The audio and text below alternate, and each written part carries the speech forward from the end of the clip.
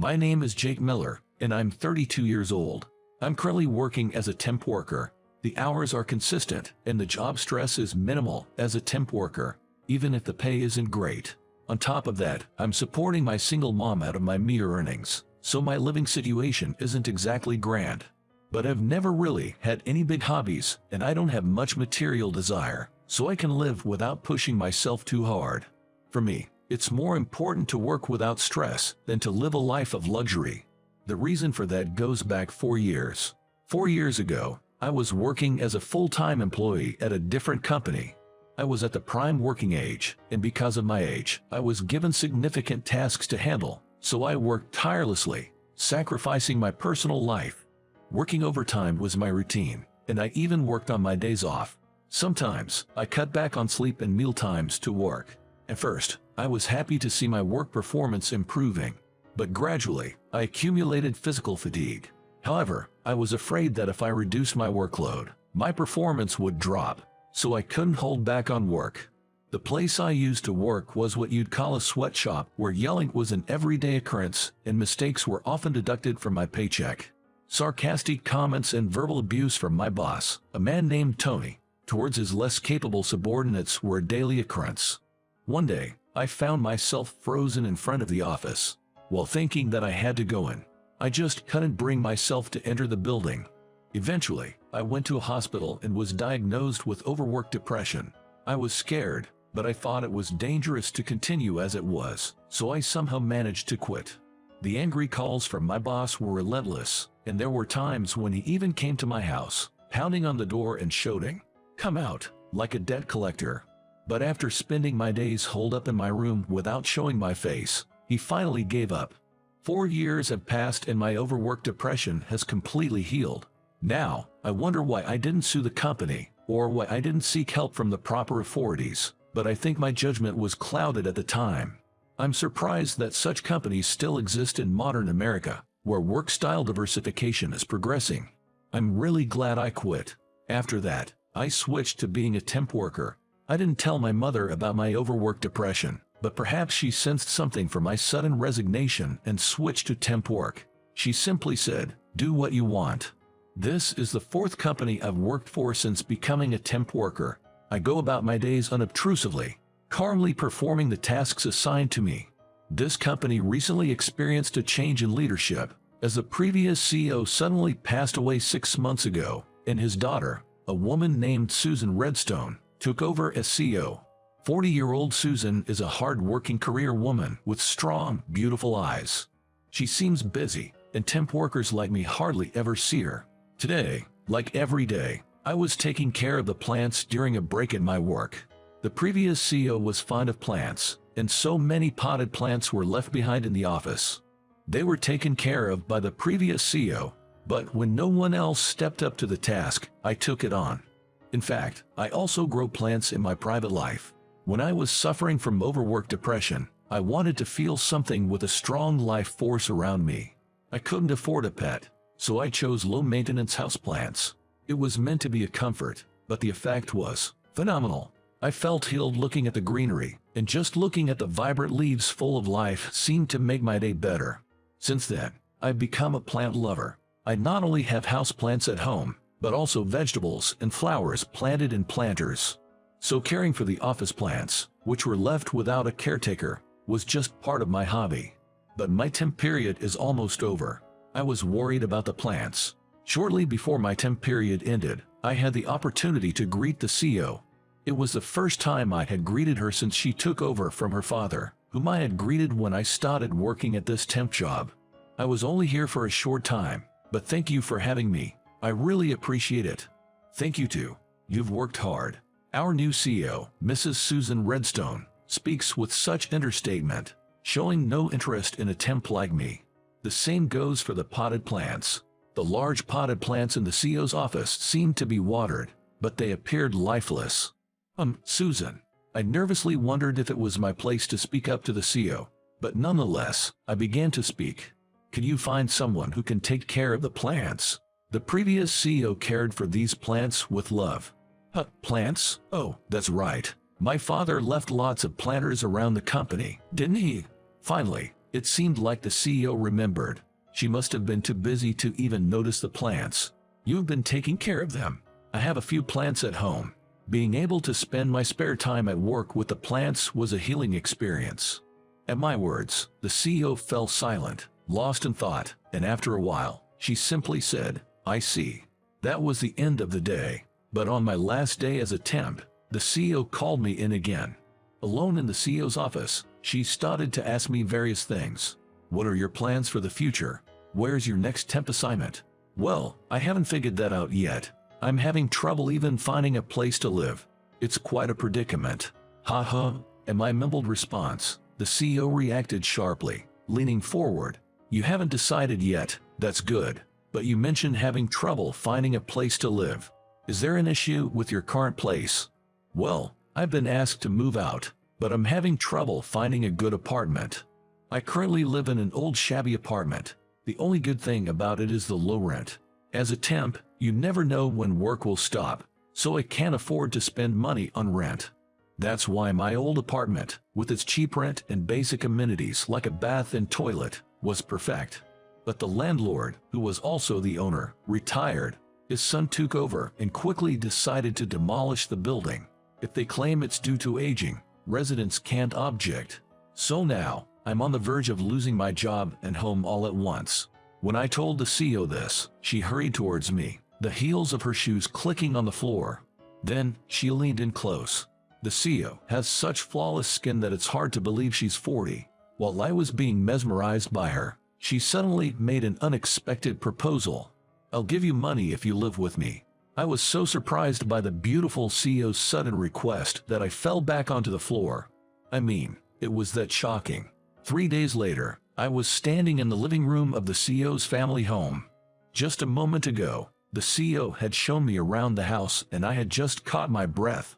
I guess that's the end of the tour. I gave you the keys, right? My room is empty. I've moved everything to my current place, so there aren't any rooms you need to avoid. Feel free to use them as you wish. If you find anything uncomfortable or broken, let me know anytime. With that, the CEO left for work. She seems to be busy today as well. I sat down on the sofa, reflecting on the whirlwind of the past 3 days. Then will you live with me? She asked me on my last day of temping was not with her, but with the multitude of plants that the previous CEO had left in his family home after his death. Apparently, the CEO's mother passed away when she was young, and her only family was her father, the previous CEO. Now that the previous CEO has passed away, the CEO's family home, where I am now, is vacant. The CEO is currently living alone near her family home and plans to move back to the family home after her father's death. But even after half a year, she's still so busy that she can't spare the time to move. But a vacant house deteriorates quickly.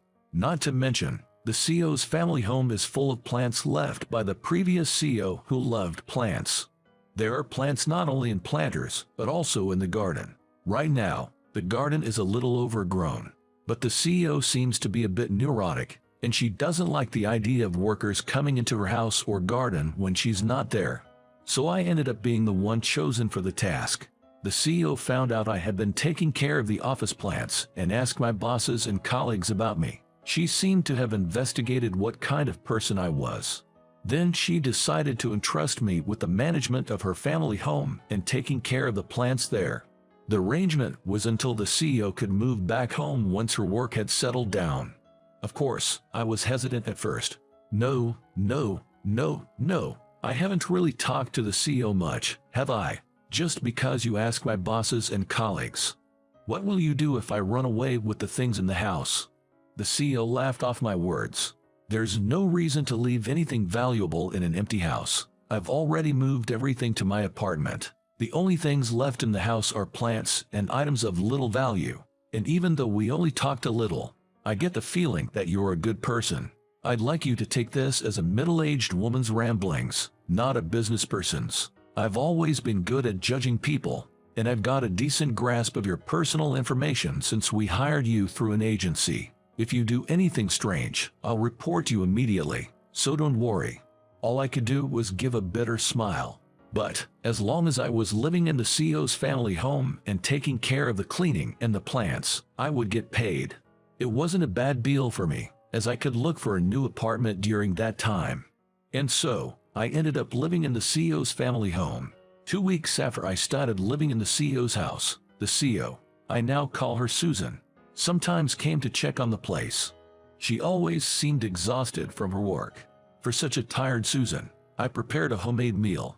After my recovery from overwork depression, I started to pay attention to my diet and got into cooking.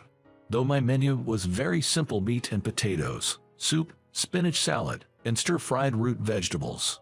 But Susan seemed to be really pleased.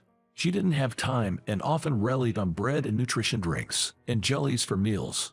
Having a homemade meal and sharing a leisurely meal with someone else after such a long time, it's relaxing. Thank you so much. Susan was more delighted than I had imagined. No, I'm thankful to be allowed to live here. I thought I could at least return the favor. From that day on, Susan started coming over occasionally to check up and have meals. I also enjoyed the time I spent around the dining table with Susan. Susan at home was completely different from her image at work. At home, the career woman in her toned down, lounging on the sofa, eating a lot despite her thin body, and hanging around, saying it was too troublesome to return to her apartment. No one in the company knows about this side of her. I was happy to think that I was the only one who knew about it. On the contrary, I felt lonely in the quiet house on the days Susan didn't come. About 2 months after I started living in Susan's house, Susan brought some alcohol as a thank you for the meals, and I prepared some snacks, and we drank together. Susan, who was quite drunk, weakly shared her past. I'm divorced, you know. My ex-husband cheated on me, but it was my fault. I was too absorbed in my work, and I neglected my relationship with him. When I found out about his affair, I blamed him. Then he said, "You never tried to make time for me, did you? Your work is important to you, isn't it? I want to be with someone who cares about me." Susan seemed to have realized then. She had been leaving her ex-husband lonely. Well, my ex-husband is remarried and happy. I've learned my lesson, and we've reconciled because he understands that I'm a workaholic. But the real problem is my father. At that point, Susan lifted her face, which had been down. Beyond Susan's gaze was a photo of her with her late father, the former CEO. Did something happen with the former CEO? I had a bad relationship with my father. We both were absorbed in our work, and we often clashed. I couldn't easily apologize to my father. We had a fight over work a few days before he died, and we ended up parting on bad terms. I'm sure my father would have preferred a daughter who was more honest and had a good parent-child relationship. Susan seemed to deeply regret having ended up in a fight with the former CEO. I wish I could have said something nice, but I couldn't find the words to comfort Susan. I wish I had more meals and drinks with my father. Susan seemed to be drunk and fell asleep. I thought that Susan, our new CEO, was a workaholic, but it turned out she was just a normal woman struggling with a relationship with her father. Ever since I started living at Susan's place, I feel like I've come to know many unexpected sides of her. One night, when she had fallen asleep drunk, I gently covered her with a blanket. A few days after that, Susan asked me to clean the room of the former CEO. She seemed to have roughly organized the visible areas before, but apparently she hadn't gotten to the closet yet. Until then, the cleaning tasks I had been entrusted with were things like vacuuming, dusting, and window cleaning. This was the first time she asked me to organize the inside of the closet. While I was nervous, I felt happy thinking that she trusted me. And then I found it. Something. Looking at it, I thought that this was beyond my capabilities to organize, so I had Susan come over on her day off. What can't be organized by anyone but me. I thought I had all the bank books and such with me. There's no bank book. Look at this. I opened a box that I found in the closet in the former CEO's room in front of Susan.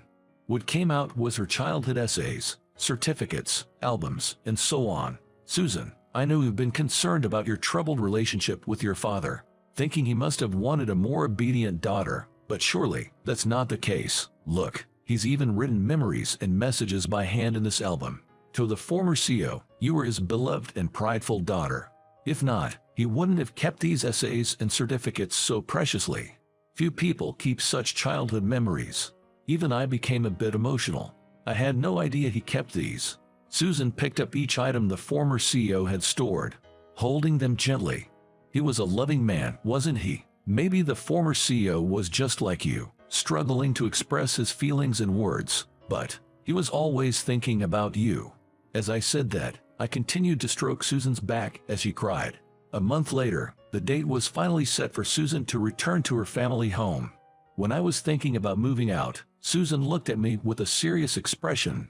"Will you marry me? I'll give you everything I have." Surprised, I swallowed and stared back into Susan's eyes. Even a slowpoke like me had noticed Susan's affection for me since I started living here. It was evident in her gaze and expressions. And it was the same for me. I feel the same way. Will you live with me from now on? At my words, Susan showed me the biggest smile I've ever seen. "I can't cook or clean at all. Is that okay? I am pretty good at the things you're not. You know that, right? We could make a great couple." We both chuckled together. And then, we successfully started dating. And we are living together in Susan's family home. Susan is still busy as ever, but she makes adjustments to her work so we can eat together as much as possible, while being soothed by the plants. It was Susan who suggested that we should try to eat together. I don't want to have regrets. I want to take care of you in my own way. I was glad to feel Susan's affection. I've been taking a lot of pictures of Susan, and I've been adding them to the album that my father-in-law carefully kept in the box. It's to allow her Father in heaven to see his beloved daughter. I want to continue to be a couple who talk a lot, spend time together, and cherish each other.